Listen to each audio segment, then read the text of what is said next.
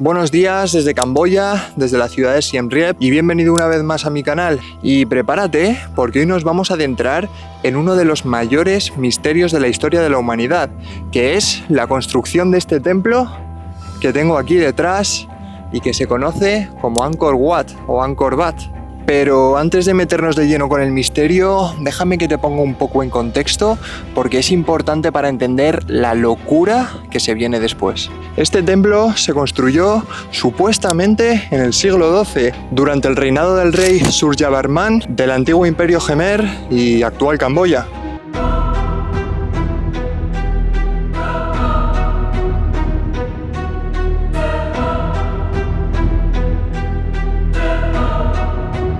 Y es que este templo fue construido como un lugar de culto para el dios hindú Vishnu, que forma parte de la Trimurti, que incluye a Brahma, el creador, Shiva, el destructor, y Vishnu, el preservador, que es el encargado de mantener el orden en el universo, protegiendo y restaurando el Dharma, que básicamente viene a ser como la ley moral y cósmica dentro del hinduismo.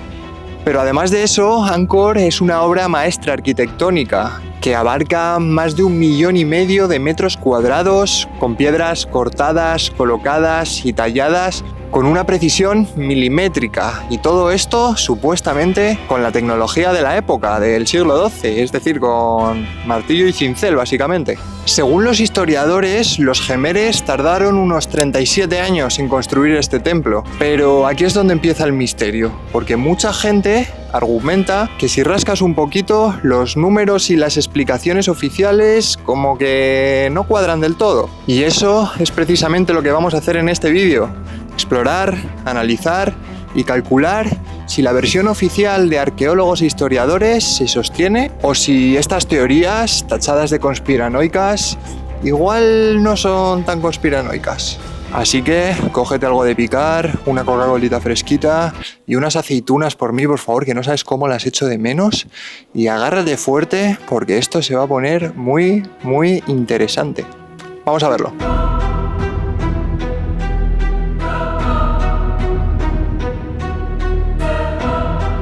Las críticas a la versión oficial parten de la idea de que si cogemos por un lado el total de toneladas de piedra utilizada para construir este templo y lo cruzamos con el tiempo que, según la versión oficial, se tardó en construir, obtenemos un número ridículo que no tiene ningún sentido y que para muchos es una evidencia clara de que este templo no lo pudieron haber construido seres humanos con la tecnología del siglo XII. Yo, la verdad, si os soy sincero, no tenía ni idea de estos datos, ni de cómo hacer los cálculos adecuados para llegar a una conclusión realista. Pero lo que sí que tengo es mucha curiosidad y soy muy cabezota cuando me pongo con algo. Así que ayer estuve todo el día y toda la noche, literal todo el día y toda la noche. De hecho estoy aquí de empalme, no sé si se me notará en el careto, pero bueno, todo por mis chavales. Y bueno, eso, que he estado todo el día y toda la noche de ayer sentado con mi colegón ChatGPT, o como le llamo yo, ChatG, intentando ver y calcular cuánto de verdad hay en esta teoría conspiranoica. Y esto es lo que he descubierto. A ver, lo primero de lo que me di cuenta es que necesitaba obtener una serie de datos objetivos, que bueno, en verdad no son objetivos, son estimaciones, pero estimaciones bastante acercadas a la realidad. Y estos datos que necesitaba eran los siguientes. Primero, superficie total del templo. Y este se encuentra fácil a poco que busques. Y es de 1.620.000 metros cuadrados. Pero aquí vino el primer problema. Y es que al principio empecé a hacer los cálculos con esta cifra, pero al rato, pensando un poco, me di cuenta de que estaba cometiendo un error enorme. Sí, chavales, primera cifra y ya me he equivocado. Pero bueno, no me lo tengáis muy en cuenta, que soy de letras. Seguimos. Y claro, la cosa es que en esta superficie total no todo está cubierto de piedra, dado que tenemos un montón de jardines y de caminos. Así que la pregunta buena es la siguiente: ¿qué cantidad de la superficie total está cubierta de piedra? Como yo no lo sé y como internet tampoco te da una cifra exacta, le pedí a ChatGPT que hiciera una estimación y me dijo que una estimación acertada sería en torno al 43% de la superficie total, unos 700.000 metros cuadrados. Vale, guay. Siguiente dato que necesitamos: la altura del templo. Y claro, aquí después del primer error yo ya iba con pies de plomo. Y es cierto que la torre más alta, la torre central, que por cierto simboliza el monte Meru, que es la morada de los dioses en el hinduismo, tiene una altura de 65 metros. pero no podemos usar la altura de la torre más alta, ya que esto desvirtuaría bastante el resultado. Lo que necesitamos es la altura media del templo, teniendo en cuenta las torres, pero también los muros, los pilares, las escaleras y todo. Y según ChatGPT, una estimación razonable sería una altura media de 22,5 metros. Y bueno, con este primer bloque de datos, más o menos objetivo, nos encontramos con el terror de cualquier persona de letras como yo. Nuestro primer cálculo necesario, que básicamente es calcular el volumen total del templo. Y para calcular el volumen, simplemente tenemos que multiplicar nuestro dato 1, es decir, la superficie cubierta de piedra, por nuestro dato 2, que es la altura media del templo. Vale, Debuti, ya tenemos el volumen. Ahora, queridos alumnos, lo que necesitamos es convertir el volumen en peso. Y para ello, simplemente tenemos que multiplicar el volumen por la densidad de la piedra utilizada, que en este caso es arenisca.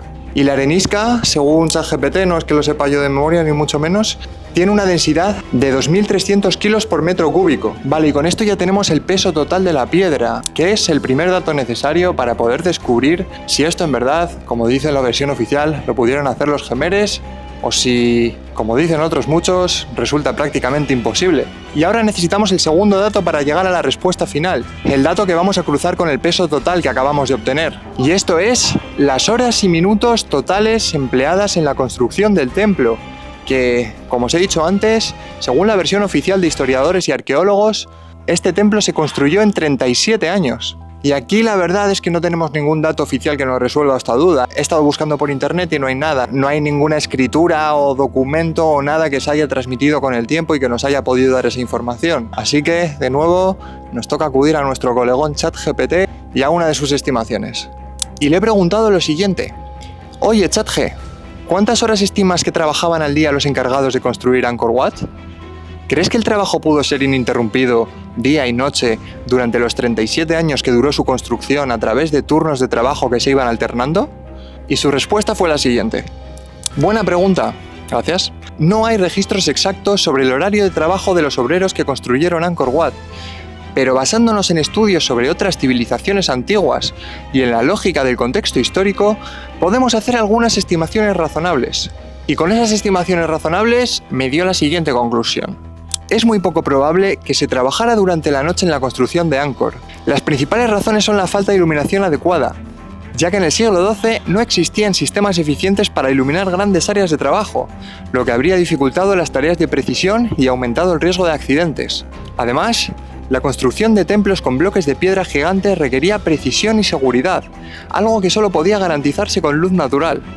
También hay que considerar las condiciones laborales. Aunque se utilizara trabajo forzado, mantener un régimen de turnos ininterrumpidos habría sido insostenible debido al agotamiento y las enfermedades. Por todo esto, lo más lógico es que el trabajo se realizara durante el día, con jornadas entre 8 y 12 horas, con pausas para el descanso y la alimentación. Pero bueno, como no sabemos cuánto duraban esas pausas de descanso, pues vamos a llevarlo al extremo y vamos a hacer los cálculos como si, durante esos 37 años, se hubiera estado trabajando durante 12 horas de forma ininterrumpida todos y cada uno de los días, sin contar con días de lluvia, sin contar con festivos, sin contar con descansos, ni pausas para comer, sin contar ni siquiera con un pestañeo de los currelas. 12 horas al día de trabajo eficiente durante 37 años. Entonces, si multiplicamos 37 años por 365 días por 12 horas al día, nos da un total de 162.060 horas empleadas en la construcción de este templo que estamos pisando ahora mismo. Y ya tenemos por fin los dos datos necesarios para llegar a nuestra conclusión. Vamos a ello. Si hemos llegado a la conclusión de que en este templo hay un total de 36,2 millones de toneladas de arenisca y que para su construcción se emplearon 162.060 horas, solo tenemos que dividir el primer número, el número total de toneladas, entre el segundo número, el número total de horas, lo que nos da un total de 223 toneladas y media de arenisca por hora, que si lo dividimos entre 60, obtenemos que aquí se trabajaba a un ritmo de 3,72 toneladas de arenisca por minuto. Entonces, ¿esto quiere decir que según estos datos, los gemeres del siglo XII medían, cortaban, esculpían, levantaban, colocaban y alineaban 3,72 toneladas de arenisca por minuto?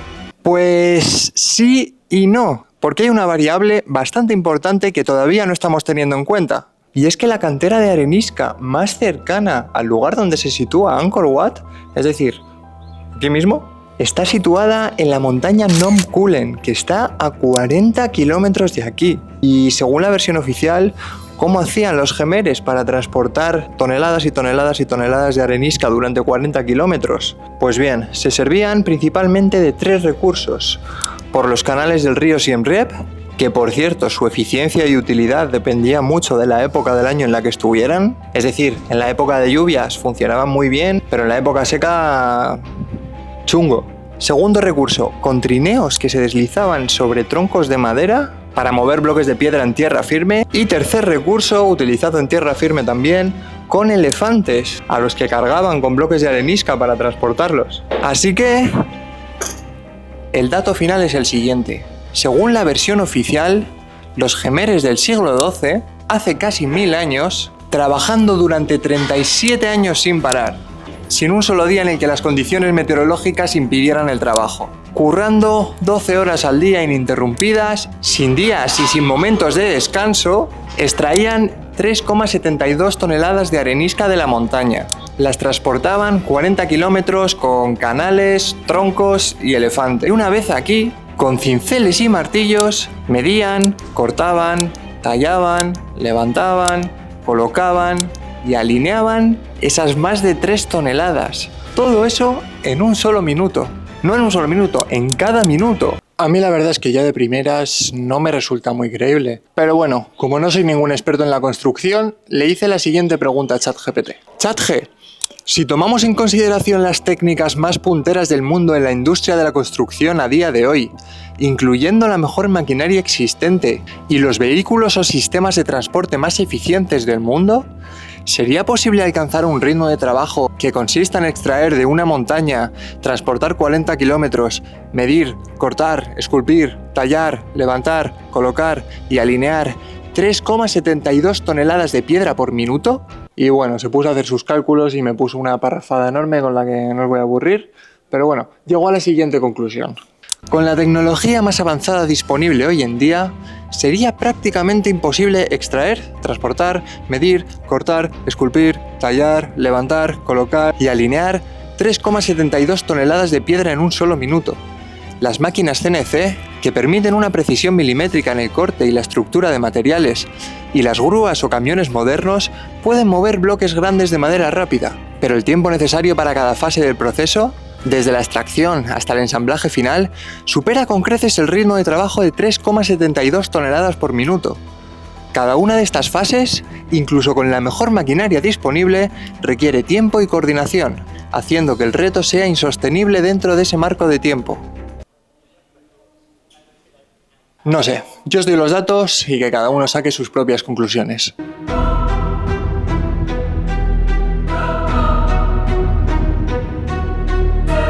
Como hemos dicho al principio del vídeo, este templo se construyó bajo el reinado del rey Suryavarman II, como un lugar de culto dedicado al dios hindú Vishnu. Pues bien, ahora tenemos que remontarnos a un siglo posterior a este rey y, por lo tanto, a la construcción de este templo, donde conocemos al rey Jayavarman VII, uno de los reyes más icónicos del Imperio Jemer. No solo porque fuera un gran guerrero, sino también porque fue un visionario. Y al igual que Anáhuata, el rey que estudiamos cuando estuvimos en Bagan, que tiene una historia increíble, por cierto, si no lo has visto te lo recomiendo, te dejo el link en la descripción. Pues bueno, este rey también quiso traer el budismo aquí, al Imperio Jemer, contraponiendo así a la religión principal, que era el hinduismo. Y con el budismo, por supuesto, trajo tanto nuevas construcciones como remodelaciones de construcciones antiguas. Y este templo, Angkor Wat, no se quedó atrás. Y aquí es donde la cosa se pone rara y donde a mí me explota la cabeza. Y es fascinante porque si miramos a estas nuevas construcciones, estas nuevas adhesiones o reformas budistas que se hicieron a este templo y las comparamos con el propio Angkor Wat, hay algo que no encaja. Y aprovechando que estamos aquí, os lo voy a enseñar directamente y a ver qué opináis vosotros. Vale, ya estamos en el punto exacto que os quería enseñar, donde creo que vais a poder entenderme cuando digo que a mí esto me explota la cabeza y que no lo entiendo. Y es que mirad, esto que tengo aquí detrás es una pagoda budista. Esto se construyó 100 años después que lo que hay detrás es que es el templo de Angkor, es que no tiene ningún tipo de sentido. Si tú te fijas en las juntas de los bloques enormes de piedra de Angkor, es que es alucinante. Si te fijas en el tallado, que es súper preciso, es que es alucinante. Si te fijas en el diseño arquitectónico, es que es alucinante. Y por eso la construcción de Angkor es un gran misterio para la humanidad. ¿Cómo me explicas que una misma sociedad que construye esto, 100 años después, lo mejor que puede hacer para convertir el símbolo del hinduismo en budismo es esta chapuza? No me jodas, es que no tiene sentido, es la misma sociedad 100 años después. Se han olvidado de cómo se hacen las cosas. Han venido los de Men in Black y le han hecho un flashazo, es que no lo entiendo. Vosotros lo entendéis. Es que pensadlo por un momento, en cualquier civilización el conocimiento avanza con el tiempo, en cualquiera. Tú coges cualquier ciudad del mundo en cualquier momento temporal y la miras 100 años después y hay un evidente avance tecnológico, científico y en todos los sentidos. Y eso pasa en todos lados menos aquí, en Angkor, que es un sitio donde aparentemente la tecnología retrocede. Y es que de aquí es donde nacen todas las teorías conspiranoicas alrededor de este lugar. Porque hay un montón de gente a la que le resulta más fácil creer que no fueron los gemeres los que construyeron Angkor en realidad, antes que la idea de que sus conocimientos y su tecnología fueran desapareciendo con el tiempo para pasar de eso a eso. Vale, pausa. Muy loco esto, ¿no? De verdad quería entender estas teorías, que no son teorías mías, sino que son teorías a las que he llegado por internet. Y en este vídeo os he expuesto las dos que tienen más fuerza dentro de esta rama conspiranoica. Y ahora, en esta segunda parte, voy a explicaros cuáles son las respuestas que se dan desde la ciencia y desde la historia a todos estos enigmas que hemos planteado.